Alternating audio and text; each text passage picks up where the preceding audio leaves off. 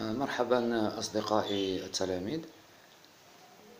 Alors, les fractions, le titre d'aujourd'hui de cette vidéo, c'est les fractions égales. Alors, les fractions égales, comme vous voyez sur le tableau, nous avons 6 sur 10.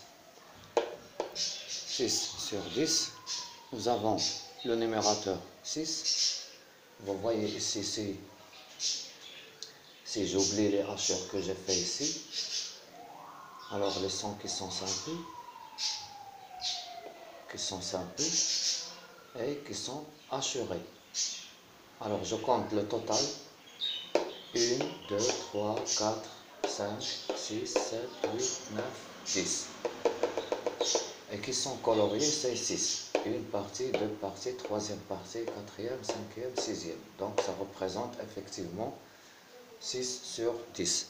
Maintenant, si je divise chaque partie en deux, ça veut dire, en considérant cette hachure, nous allons obtenir 20 portions. 1, 2, 3, 4, 5, 6, 7, 8, 9, 10, 11, 12, 13, 14, 15, 16, 17, 18, 19, 20. Alors le dénominateur devient 20, ça veut dire que je multiplie le 10 par 2. Et le numérateur, je dois le multiplier par 2 aussi. Ça devient 12. Si vous comptez le nombre total, vous allez trouver qu'il y a 12.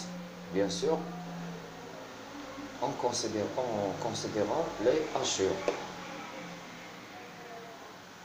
Alors ça devient 6 sur 10 égale 12 sur 20. Comme je l'ai écrit ici, il y a une autre manière de vérifier que deux fractions sont égales.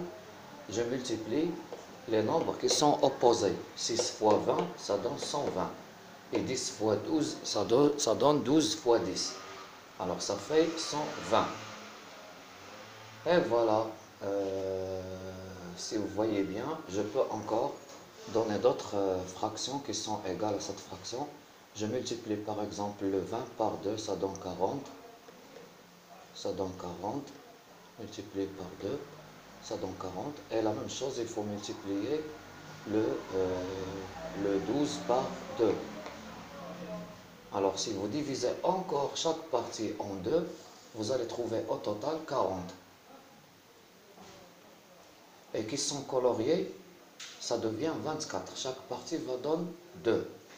2 fois 12, ça donne 24. Et ainsi de suite. Donc on peut donner plusieurs exemples. J'espère que cette vidéo est bien faite. N'oubliez pas de la partager et de nous encourager pour les autres élèves. Il ne faut jamais oublier de participer à l'abonnement de la chaîne pour recevoir d'autres vidéos sur les fractions égales. Au revoir et à bientôt.